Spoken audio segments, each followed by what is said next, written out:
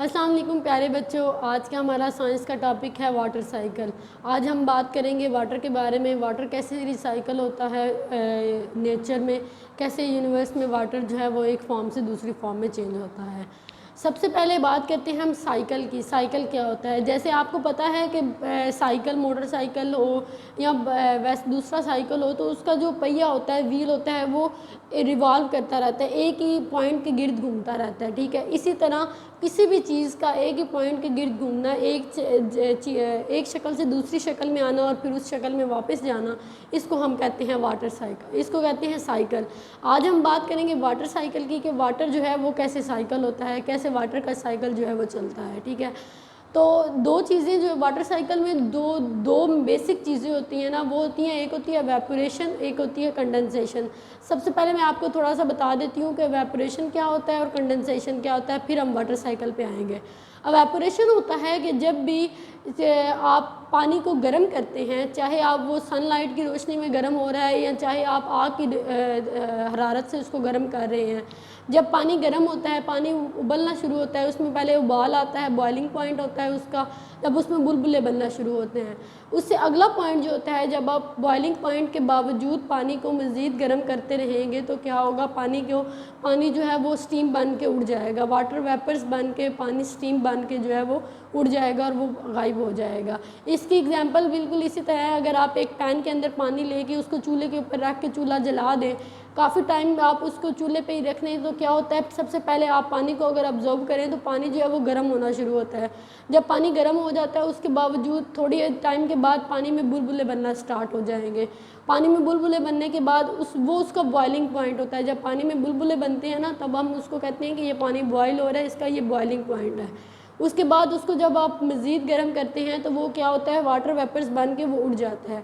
काफ़ी टाइम के बाद जब आप पैन अपना देखेंगे तो वो आपको खाली नज़र आएगा, क्योंकि उसमें से जितने का सारा पानी, जितना भी पानी होगा वो वाटर वेपर्स बन के हवा में ऊपर उड़ चुका होगा। उसको हम कहते हैं एवेपोरेशन। कंडेंसेशन दूसरी बात आती है कंडेंसेशन की। कंडेंसेशन क्या होता है कि चीज़ों को जब हम कंडेंस करते हैं ना, कंडेंस का मतलब होता है कि कोई चीज़ बिखरी हुई है, दूर दूर तक फैली हुई है, आप उस सारी चीज़ों को इकट्ठा करके एक जगह पे फिक्स कर रहे हैं, वो होता है कंडेंसेशन करना। चीज़ों को कंडेंस करना, चीज़ों को इकट्ठा करना, उसको कहते हैं कंडेंसेशन। ठीक है, आपको समझ आ गई है एवेपोरेशन क्या होता है और कंडेंसेशन क्या होता है। एवेपोरेशन होता है कि पानी का बुखारात बन के उड़ जाना, उसको हम कहते हैं एवेपोरेशन। वो दोनों तरह से हो सकता है, सूरज की रोशनी में भी, सूरज की हरारत से भी पानी गर्म होकर वाटर वेपर्स बन के उड़ जाते हैं। उसके बाद अगर आप आग के ऊपर पानी को रखें तो उससे भी एवेपोरेशन होती है। ठीक है, दूसरी बात हमने की है कंडेंसेशन की। कंडेंसेशन क्या होता है? कंडेंसेशन होता है कि आप पानी, जहाँ वाटर वेपर्स बने हुए हैं वो कंडेंस होकर किसी एक जगह पे इकट्ठे हो रहे हैं और एक नई चीज़ बना रहे हैं, मतलब क्लाउड्स फॉर्मेशन होती है जिसके ज़रिए से, उसको हम कहते हैं कंडेंसेशन। अब हम वाटर साइकिल के ऊपर आते हैं, हम देखते हैं वाटर जो है वो कैसे रिसाइकल होता है। सबसे पहले आपको ये नीचे नज़र आ रहा है रिवर। ठीक है, रिवर क्या है? दरिया। दरिया में बहुत सा पानी जो है वो जमा हुआ होता है और आपको पता है कि दरिया जो है वो बहुत बड़े होते हैं, समंदर और दरिया जो हैं वो बहुत दूर तक फैले हुए होते हैं, बहुत बड़े बड़े होते हैं, तो उसका सरफेस एरिया जो है वो ज़्यादा होता है। सरफेस एरिया क्या होता है कि उसके ऊपर वाली जो सरफेस होती है उसको हम कहते हैं, वो सरफेस है, उसका एरिया है, मतलब वो कितना ज़्यादा फैला हुआ है, जितना ज़्यादा वो फैला हुआ है उसका एरिया उतना ज़्यादा होगा। ठीक है, तो रिवर्स और जो होते हैं, सीज़ वगैरह, समंदर और दरिया जो है, इनका सरफेस एरिया ज़्यादा होता है, इस वजह से यहाँ पे एवेपोरेशन ज़्यादा होती है। एवेपोरेशन कैसी होती है? सूरज की रोशनी, ये सन है, सन की सनलाइट आ रही है रिवर के ऊपर। ठीक है, तो यहाँ पे पानी जो है उसकी एवेपोरेशन हो रही है। एवेपोरेशन से क्या होगा, यही पानी जो है ये बुखारात बन के उड़ा है। आप बुखारात क्या होती हैं? वाटर वेपर्स जो हैं ये गैस हैं, और गैस आपको पता है कि गैस जो है वो उड़ जाती है। गैस जो है, गैस के पार्टिकल्स बहुत दूर दूर होते हैं, उनमें बहुत ज़्यादा डिस्टेंस होता है, इसलिए गैस को कभी भी आप किसी जगह पे बंद करके नहीं रख सकते। उतनी देर तक बंद करके रख सकते हैं जितनी देर तक आप उसको कवर रखते हैं। ठीक है, जैसे ही आप उसका कवर हटाएंगे या उसको खुला छोड़ेंगे तो वो गैस जो है वो सारी की सारी हवा में शामिल हो जाएगी, क्योंकि आपको पता है हवा जो है वो भी गैसों का मजमूआ है, हवा भी गैस से बनी हुई है। तो ये सारे के सारे वाटर वेपर्स जो हैं ये क्या होंगे, अब हवा में शामिल हो जाएंगे। इस अमल को हम कहेंगे एवेपोरेशन। क्या बोलेंगे इसको?